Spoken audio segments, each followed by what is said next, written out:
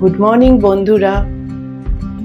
আজকে একটা নতুন রেসিপি আমি দেব। যারা নিরামিষ খায় বা যারা উপোস করে তারপরে কি খাবে সেই অনুপাতে আমি একটা রেসিপি তৈরি করব। এতে লাগে মিষ্টি আলু, সাবুদানাটা আমি কালকে ভিজিয়ে রেখেছিলাম, তারপর ধনেপাতা, গাজর আর নারকেল আর একটু লঙ্কা, এই দিয়ে আমি একটা রেসিপি তৈরি করব। তোমরা দেখো, পারলে ভিডিওটা একটু শেয়ার করে দিও।